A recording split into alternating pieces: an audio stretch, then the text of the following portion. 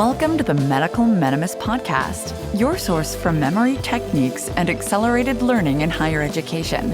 Now, here's your host, Chase DeMarco.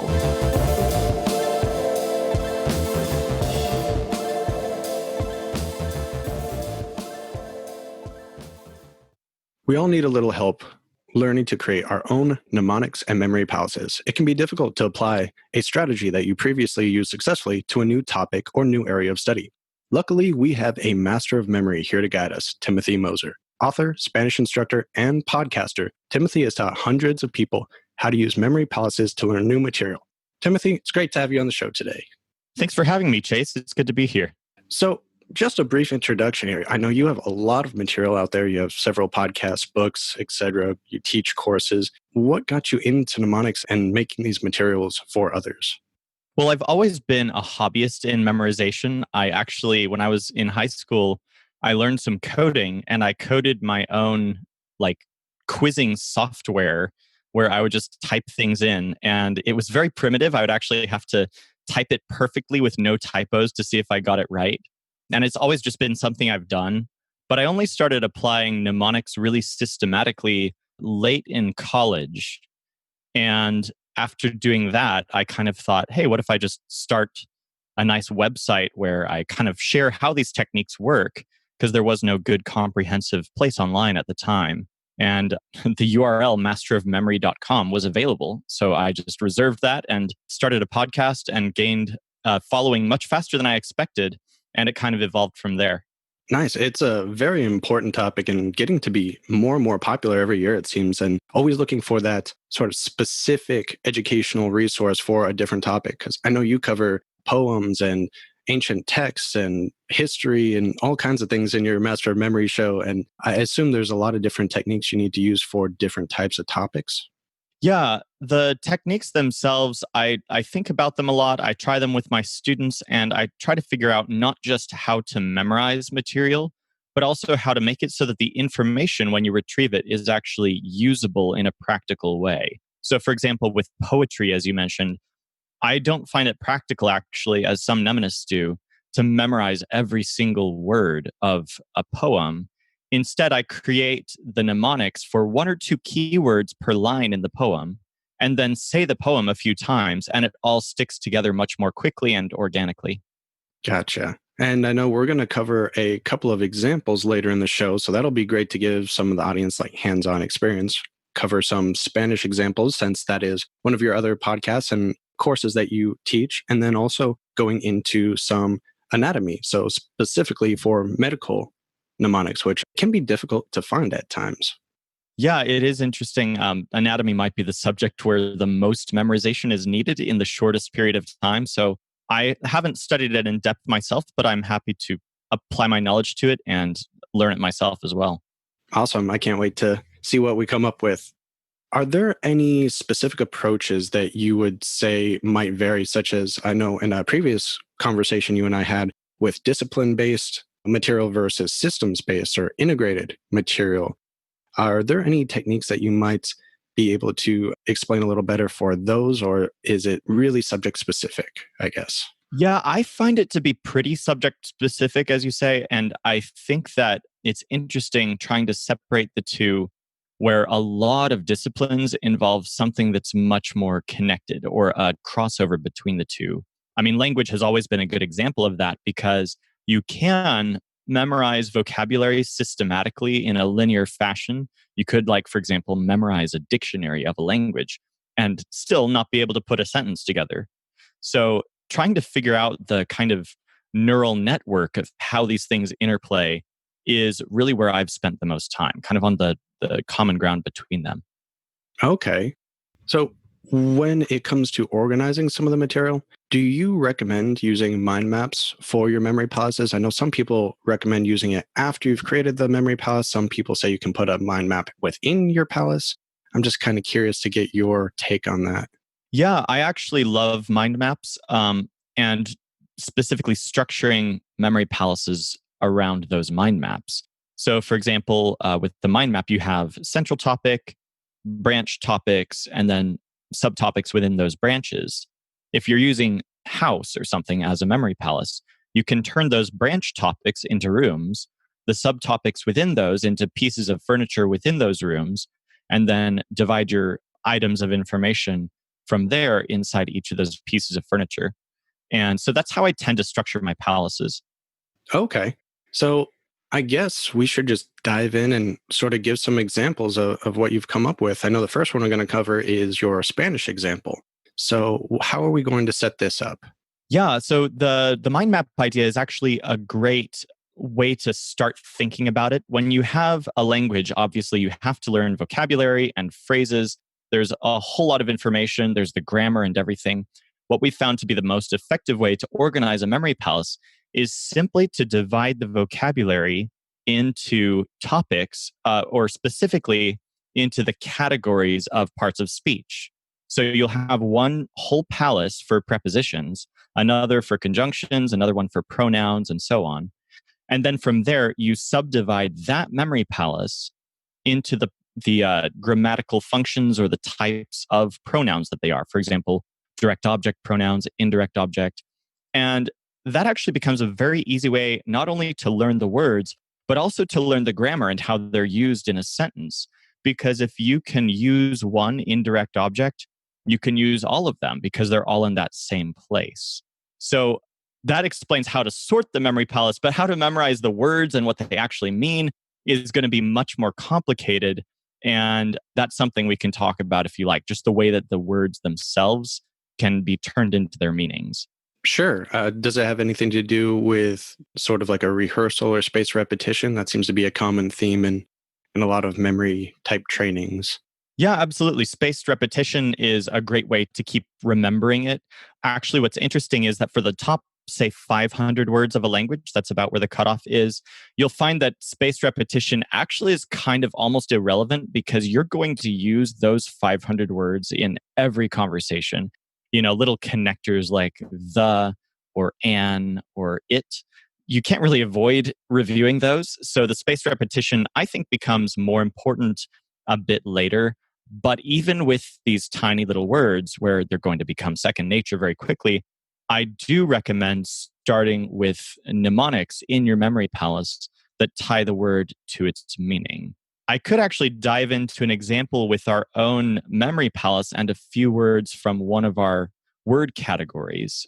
We have one of the areas of the memory palace, of course, is reserved for adverbs. And adverbs are really fun and versatile because you can basically use them, a lot of adverbs, pretty much anywhere in a sentence. So if you're learning, the word for already, or the word for later, or the word for well, you can just throw that into a sentence for the most part, and it's easy to use. And all adverbs in the same category will be used the same way, pretty much. Okay. So, I'm trying to think of some of the Spanish podcasts of yours that I listened to in the past. Unfortunately, it's been a while now, so I'm having trouble remembering. But some of the themes that you used in the past were different characters that were brought back up. I think a bee was one of them. There's one theme at was it amusement park or something along those lines. Do you find that using these recurrent themes really help to solidify some of the information as well? Yeah, so the reason for that partly is just because it makes it more distinct and memorable to have the different scenes be just completely different. An amusement park, a plaza of like a marketplace plaza, shops, and a home.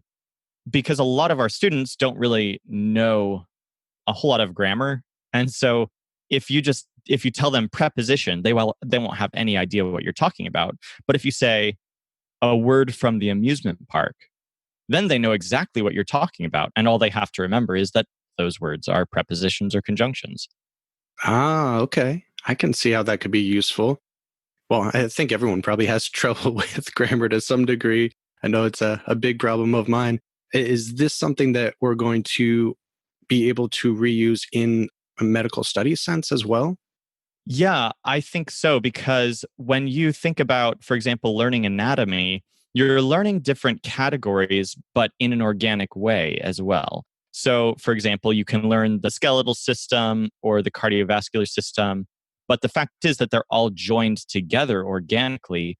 And the dilemma tends to be you can either learn systems or you can go by area in the body, or you have to do some sort of combination of both. And for me, that's very much like learning a language. You can either learn vocabulary or you can learn phrases and practice with entire phrases, which you have to do if you're going to speak a language. Or you can take an approach that organizes it in such a way that you can do both and interchange your vocabulary in an intelligent way, because it's organized in the memory palace is organized by parts of speech in that sense. So that's how I would approach anatomy as well, is sort your memory palace by systems. So, using that mind map, you have the different systems of the body, but within those systems, within those rooms in the memory palace, you keep, for example, all of the terms you need to learn from the skeletal system organized in terms of how the body is organized. Like one end could be the head and one end could be the feet. And you just learn mnemonics for all of the terms you need to learn, each different bone or whatever, in locations that are intelligently placed throughout that palace. Okay. So in a way, it's like a homunculus for your learning. Homunculus is like a visual depiction that sometimes used in neurology for what part of the brain is attached to what movement of what part of the body, like hands, feet, etc. And it's kind of laid out that way. I guess you'd have to visualize it. I probably shouldn't have thrown that in there randomly, but That's cool. I like that idea.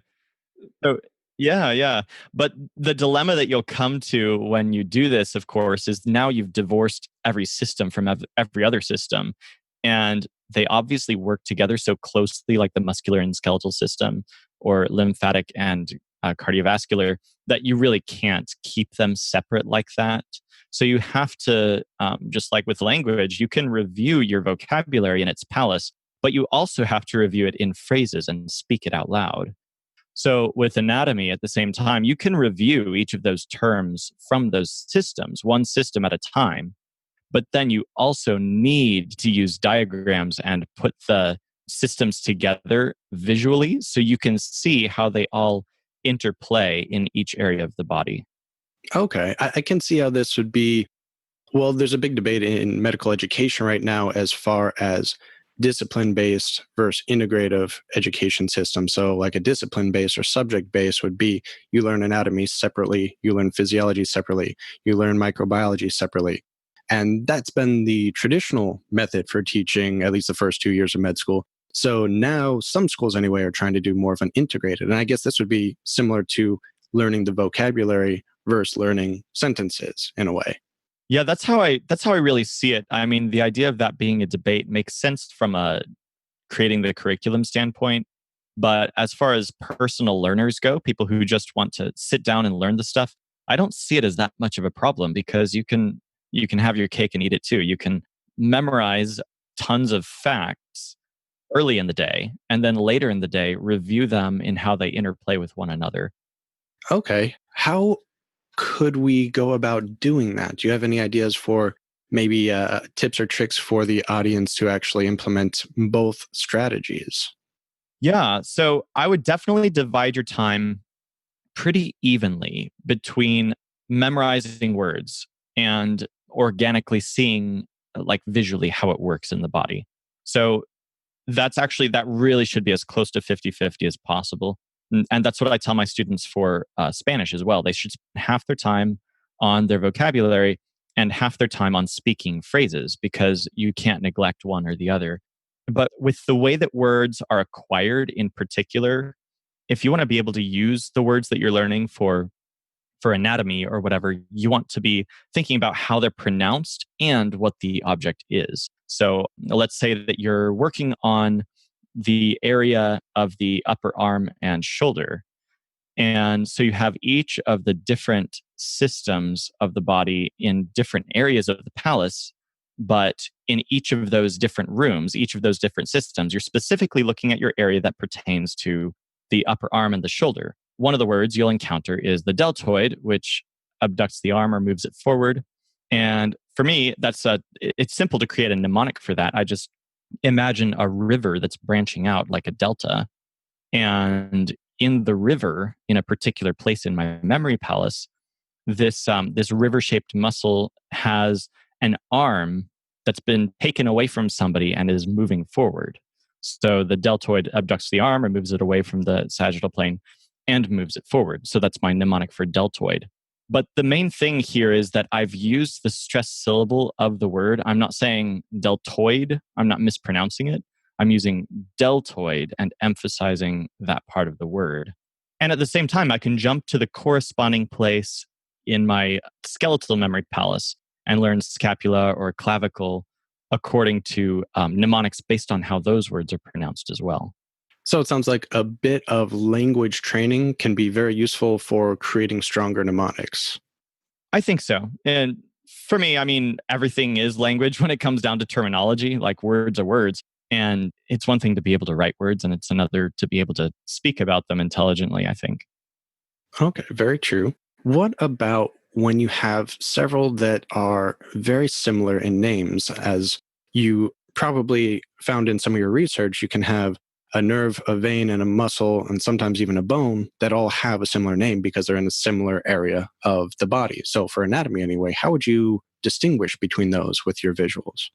Yeah, great question. So with these, if the pronunciation is very, very similar, especially the stressed part of the word, which is the like 90% of the word is the stressed syllable of the word, you could actually use the same image, the same object mnemonic in three different rooms in your memory palace. So with language, we've had to do this a lot. There are words that have the same stressed syllable in many, many different words. For example, the syllable yen comes up a ton in Spanish. There are so many words that sound the same because they have yen in them. For example, bien, también, many, many others that sound similar, but they're just used very, very differently. And what we've done is we've taken an image of Japanese yen and put that in different places in the palace. So what happens is you have similar sounding words, but since they're in different places, you never confuse them because just like you would never confuse, let's just imagine you have a pillowcase and a cloth napkin. The cloth napkin in your kitchen is never going to be confused with your pillowcase because they're in two completely different places with different functions. Okay, gotcha. So if you have a nerve and a vein or artery that have the same name, you would just place them differently, place them in a different location for Yeah, one in the nervous system and one in the cardiovascular system. And then, of course, it's important to pronounce them out loud a few times and practice them in their locations. But really, having them in those separate places makes them very, very different in our minds, since we are spatial creatures. Yeah, actually, now recalling back many years ago when I took anatomy, the first time going through that, you are basically learning a whole nother language. Well, you are in microbiology as well. That's a different language. Pharmacology is a different language. So a lot of these language-based skill sets can really help for making medical mnemonics, I feel. Yeah, I think I see that as well, and that's what excites me about diving into this a bit more on my own as well. I think we can have some fun making some course material and other podcasts in the future, do little short segments for everyone when they get stuck on certain topics and material. Yeah, that'd be fun. I've had people ask me on my show about learning anatomy and they would ask about particular terms and so on. And I had a lot of fun creating some of the sample mnemonics for that. So here is a sort of a personal question for this type of material. I find that it's sometimes more difficult to go back and add a mnemonic to material you've already learned. So for me to go back and start creating all these new mnemonics for the basic sciences, the first 2 years of med school, has been a bit of a challenge because I've already converted it into, I guess, a different part of my memory at that point. Have you run into that with your other training? Yeah, for sure. That's been a big theme actually. So for example, a lot of people when they first pick up the book of accelerated Spanish, they get frustrated because all the words that I'm teaching are words that they've already learned previously. And they wonder why we have to learn these mnemonics and put them in a memory palace when we've already learned them before and they know how to use them. But then a few lessons later, they're extremely grateful for the extra work that they did, for the work that they put in to put those things in locations, because you're not just learning the words. So, for example, if you know what the humerus is already, why put that in the memory palace?